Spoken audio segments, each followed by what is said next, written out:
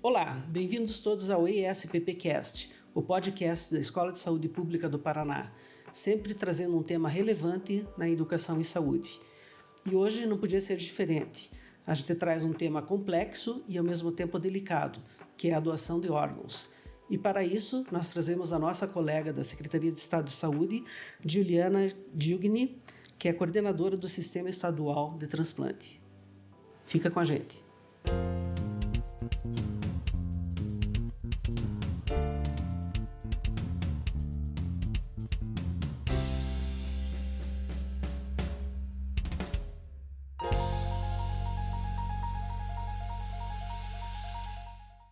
Tudo bem, Juliana? Tudo bem? Obrigado por ter vindo. Eu que agradeço o convite. Atendido nossa solicitação. Então, falando sobre a questão do transplante, dia 27 de setembro é o Dia Nacional da Doação de Órgãos. E então, como nós temos um tema mensal, esse mês de setembro a gente escolheu a doação de órgãos. Digamos que eu, Leandro, como doador de órgão, eu comuniquei à minha família que eu tenho o desejo de doar os órgãos, antes de virar carvãozinho. Qual que é esse processo da doação de órgãos? Então, no Brasil, a doação de órgãos ela acontece após a autorização da família. Por isso que é importante conversar sobre isso com a família, né? Deixar claro a sua vontade em ser um doador, que no momento do seu falecimento, no momento oportuno, quando a família for consultada em relação a autorizar a doação de órgãos, ela não vai ter dúvidas e vai realizar a doação dos seus órgãos, né? O primeiro passo para ser um doador tem que ter a morte diagnosticada, né? Nesses casos, a morte encefálica, que é a situação onde que o paciente pode doar os órgãos. Então, a partir do momento desse diagnóstico de morte encefálica, que é feito através de um protocolo estabelecido pelo Conselho Federal de Medicina, onde são realizados exames clínicos, exames de laboratório, exames de imagem, né? Realizados por no mínimo 2 médicos diferentes que tenham capacitação para isso, né? Então, a partir desse momento que é determinado a morte do paciente, se ele não tiver nenhuma contraindicação para ser um doador, ou seja, se ele não tem nenhuma doença transmissível, nada, se ele for elegível para doação de órgãos, a família ela é consultada, né, quanto à autorização da família. Então, se ela já conhece o desejo do ente querido em ser doador, vai ficar mais fácil essa decisão para ela, né? Então, a partir desse momento, se a família ela concorda com a doação de órgãos, o hospital, a comissão, né, lá do hospital, a comissão intra-hospitalar que trabalha esse processo dentro do hospital, vai conversar com a família, vai preencher a série de documentação exigidas na legislação e vai encaminhar para a central de transplantes. E a central de transplantes vai receber essa documentação, vai fazer uma conferência e vai cadastrar esse doador no sistema informatizado do Ministério da Saúde, que é o mesmo sistema onde são cadastradas as pessoas que precisam de transplantes, né, na lista de espera. E de forma automatizada, esse sistema ele vai cruzar os dados do doador com os dados do receptor e vai emitir uma lista dos potenciais receptores compatíveis. Então, daí, a partir daí, a gente, né, a Central de Transplantes oferta esses órgãos para as equipes transplantadoras e inicia-se toda a logística de cirurgia de retirada desses órgãos, o transporte desses órgãos das equipes transplantadoras, do hospital onde está o doador até o hospital onde será realizado o transplante. Legal. E todo hospital tem essa equipe de captação de órgãos ou existe alguma necessidade da central de transplante mandar uma equipe para fazer esse contato com a família? Não são todos os hospitais, tem alguns hospitais no estado que eles são habilitados a fazer o transplante e ter essa equipe especializada para fazer a captação de órgãos. Então, para realizar a captação, né, para ser transplantador tem que ter uma habilitação específica, mas todos os hospitais que têm UTI, que tem suporte de ventilação mecânica, ela pode ter um potencial doador. Então, são esses hospitais. Aqui no Paraná nós temos cerca de 80 hospitais que trabalham, né, esse processo, essa identificação de potenciais doadores. Então, que notifica os casos de morte encefálica para as organizações de procura de órgãos e para a central de transplantes. Uma das coisas que fica no imaginário da população é a questão da fila. da recepção de órgãos, principalmente quando tem algum famoso envolvido, né? Inclusive aconteceu recentemente. O que você pode falar dessa questão da fila e do respeito a essa progressão na fila? A fila de espera a gente chama de lista, né? Lista de espera, não de fila, porque fila ela parece que é um atrás do outro, né? E não é assim, porque tem vários critérios para o paciente ele ser selecionado com aquele doador, né? Então, quando o paciente ele precisa de um transplante, ele é avaliado por uma equipe transplantadora, e essa equipe transplantadora realiza diversos exames. E se ele realmente precisar de um transplante, essa equipe vai cadastrar ele no sistema informatizado do Ministério da Saúde, né? E de acordo com a modalidade do transplante que ele precisa, então se ele precisa de um transplante de coração, ele vai ser listado na fila de coração. Se ele precisa de um transplante de rim, ele vai ser listado na lista de transplante de rim. E a partir daí ele começa a concorrer às doações que tem, né? E para a emissão dessa lista, né, desses receptores compatíveis, esse sistema informatizado do Ministério da Saúde, onde estão cadastrados esses dados dos receptores e onde a gente vai cadastrar o dado do doador, assim que a gente tem a doação, ele vai cruzar alguns critérios. E quais são esses critérios? São critérios de compatibilidade, são compatibilidade sanguínea, né, tipagem A, B, O, AB, compatibilidade genética, compatibilidade antropométrica, então tipo de peso, de altura, estatura, né? Então é levado em consideração. Um outro critério é a gravidade desse paciente que ele se encontra, então se ele tem algum grau assim de urgência, então ele é priorizado em lista desde que ele preenche os critérios de priorização. E o tempo em lista, né? O tempo que ele é listado. Então, são esses critérios que são avaliados na hora de emitir a listagem de receptores. Então, condição econômica não influencia, ser famoso não influencia, nada disso. Legal. E ainda nesse imaginário popular, a questão dos mitos. Existem muitos mitos ainda na questão da doação de órgãos? Infelizmente, ainda temos muitos mitos, né? Um bastante frequente é em relação à deformidade do corpo. Então, as famílias, às vezes, têm muito receio em realizar a doação, porque tem medo que o corpo fique deformado, né? Desconfigurado, porque vai retirar os órgãos. O corpo, depois que os órgãos são retirados, ele é recomposto, né, adequadamente. O paciente pode ser, né, a pessoa pode ser velada em caixão aberto, não tem necessidade de caixão lacrado. Então, são esses mitos, né? A família, ela não tem nenhum custo em relação ao processo de doação, né? Tudo custeado pelo Sistema Único de Saúde. E a família tem algum benefício, recebe algum benefício por ter um doador? Depois que a família autoriza a doação, aqui em Curitiba tem uma lei municipal que a família ela recebe um auxílio funeral. Mas isso é uma lei municipal, não é no estado todo. Juliana, e quanto à questão dos tipos de doadores?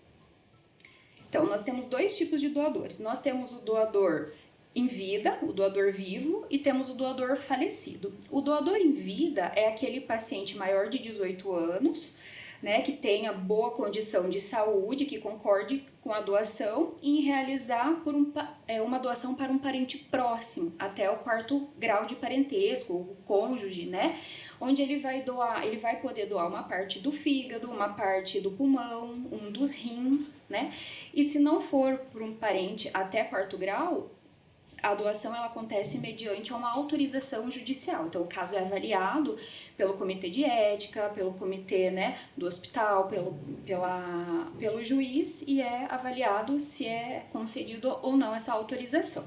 E o doador falecido, nós temos o doador em morte encefálica, que geralmente são aqueles pacientes que têm trauma, né, na cabeça, então um traumatismo craniano, um AVC, que é o popular derrame, tumor que evolui para uma lesão irreversível que acaba evoluindo para o diagnóstico de morte encefálica.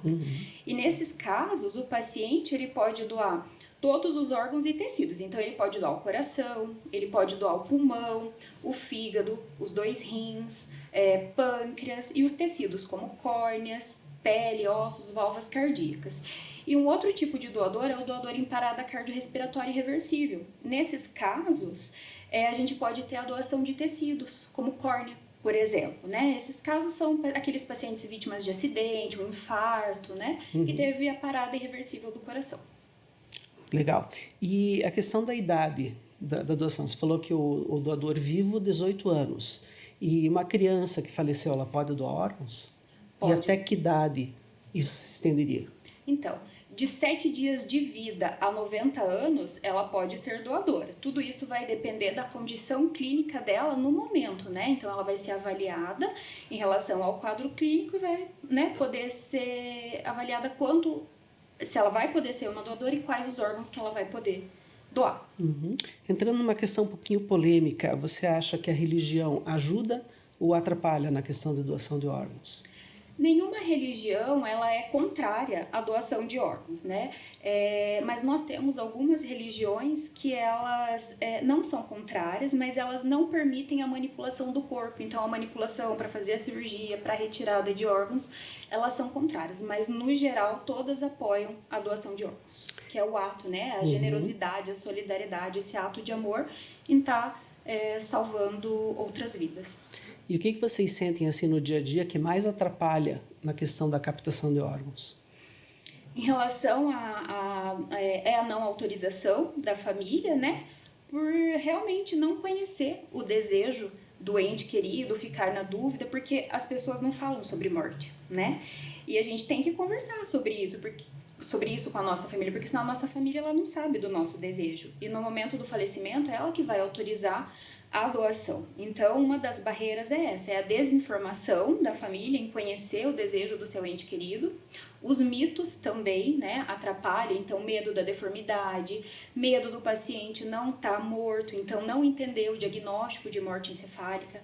Por isso que aqui no Paraná a gente sempre acolhe as famílias e explica para a família todas as etapas do processo de morte encefálica, desde do início do diagnóstico, todas as etapas, para que a família seja esclarecida, que ela não tenha dúvidas em relação ao processo, que ela não tenha dúvidas que o paciente, o ente querido dela esteja morto.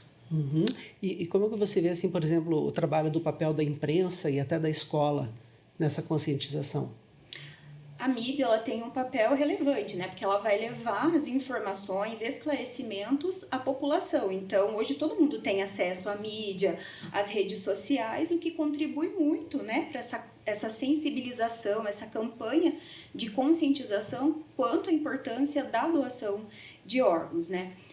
No Brasil, em relação a levar esse tema para as escolas, no Brasil, agora, em fevereiro de 2024, foi lançada a Lei Tatiane, que é uma lei que incentiva a doação de órgãos nas escolas, né? O tema que incentiva a discutir o tema entre as crianças, entre os adolescentes, entre os jovens, para que essas pessoas tenham conhecimento, né? Possam disseminar o conhecimento também, porque elas são formadoras de opiniões, né? Então, essa lei, Tatiane, ela vem para isso, para ajudar a sensibilizar, a trabalhar com esse público, a formar profissionais da área da saúde em relação à doação de órgãos. E a lei, ela chama Tatiane em homenagem a uma paciente, né, de 32 anos que, infelizmente, morreu na fila de espera. Então, tem essa lei que deu início agora, em fevereiro de 2024, que leva esse tema para as escolas. Para as universidades, né? E falando assim em questão do Paraná, vocês têm noção, claro que tem, de qual que é o órgão mais captado no estado e qual que é a maior necessidade no estado de transplante? Hoje a maior captação é do fígado e dos rins e de tecidos às córneas. E a maior fila dos órgãos são os rins. Hoje nós temos cerca de 2.130 pacientes aguardando por um transplante renal aqui no estado. Depois nós temos a maior fila de fígado. E para tecidos, nós temos a fila de córneas, que é uma fila que tem 1.400 pacientes aguardando por um transplante. Essa fila ela é nacional, né? Então, quando a gente tem a doação aqui no estado, primeiro ela é atendida os receptores do estado. Então, primeiro é uma fila estadual. Se por algum motivo esse órgão, esse tecido, ele não é alocado, né, ele não é distribuído para um paciente aqui do estado, por incompatibilidade ou por algum outro motivo, aí sim a gente vai ofertar esse órgão, esse tecido para a Central Nacional de Transplantes em Brasília, e a Central Nacional ela vai disponibilizar para os receptores dos outros estados.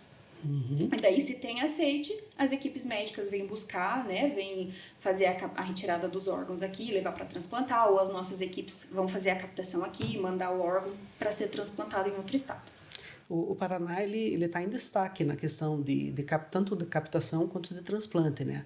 Ao que você acha que se deve esse fato?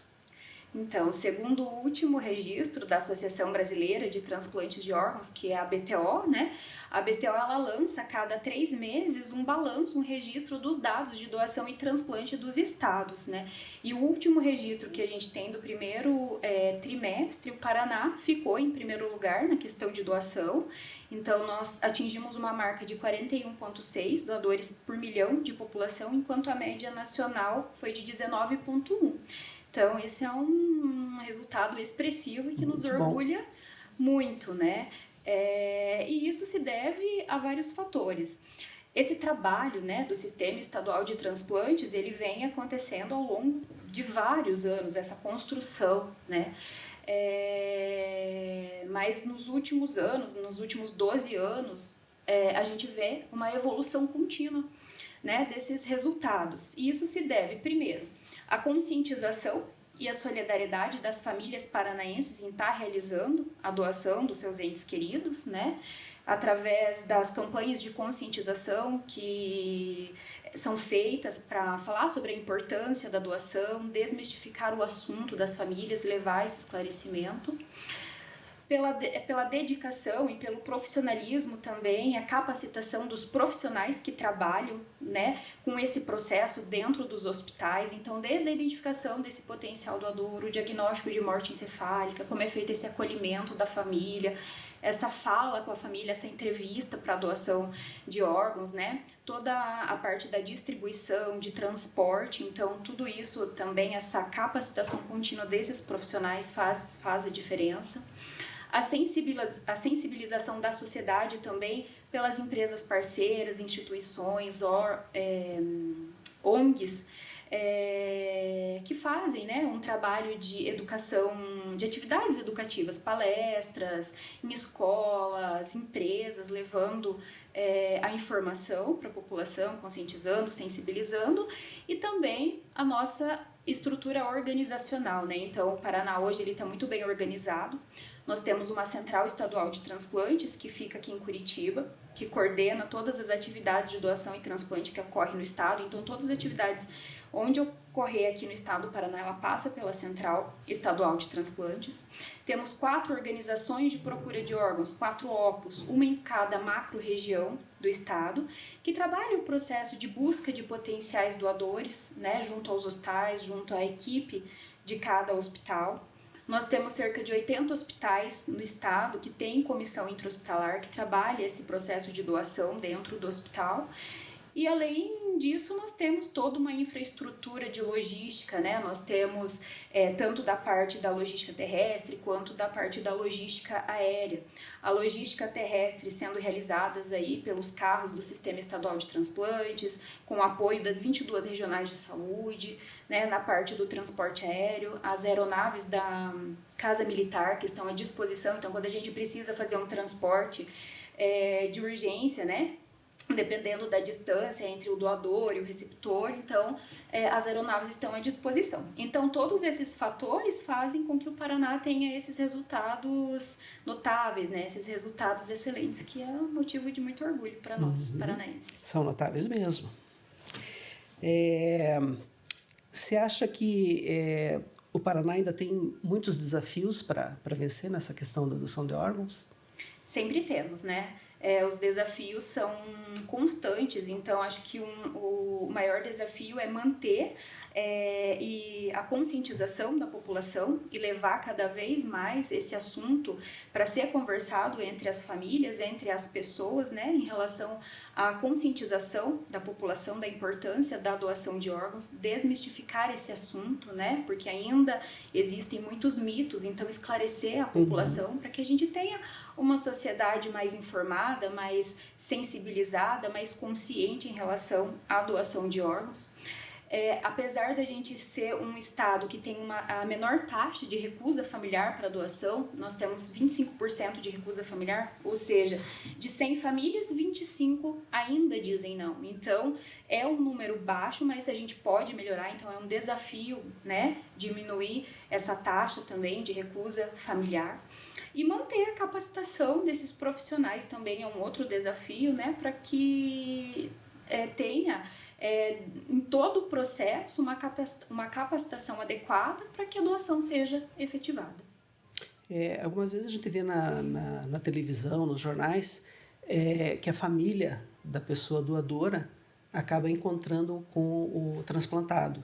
Isso é comum acontecer, depende da vontade dos dois, ou não é indicado que aconteça? Na verdade, isso é proibido. A gente tem uma legislação que proíbe, né, a revelação da identidade tanto do doador quanto para os receptores, dos receptores para a família do doador, né? Então, isso a gente tem uma legislação, não é permitido a revelação dessa identidade. Esses casos que acontecem, infelizmente, né, por vazamento de informações, uma negligência, mas não é permitido essa revelação, esse encontro entre doador e receptor. Doador e receptor não, né? Família de Sim. Doador e os receptores. Outro mito que também o pessoal fala muito é a questão da venda de órgãos, né? Como que é isso no Brasil? Existe venda de órgãos? Não existe? Não, no Brasil a venda de órgãos não existe, porque é um processo que tem várias etapas, né? Então é muito difícil. O transplante ele precisa de compatibilidade sanguínea, de compatibilidade genética.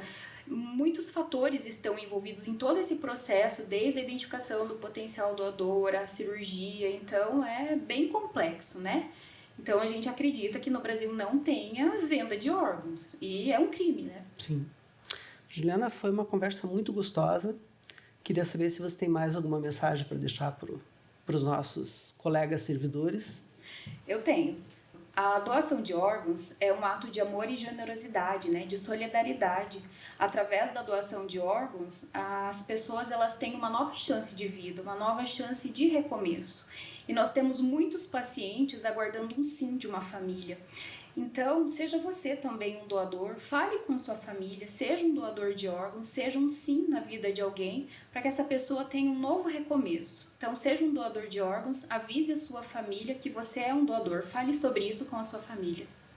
Muito legal. Queria agradecer muito, Juliana, a tua disposição e falar para o pessoal que nós temos outros podcasts gravados no canal da Escola de Saúde Pública do Paraná, assim como outros temas na área de saúde, e convidamos vocês a participarem, dando o seu clique lá do curtir, compartilhando o vídeo com os colegas, afinal de contas a informação não deve ficar com uma pessoa só, e, se possível, deixa um comentário lá para nós, a gente vai deixar um coraçãozinho para vocês, ok?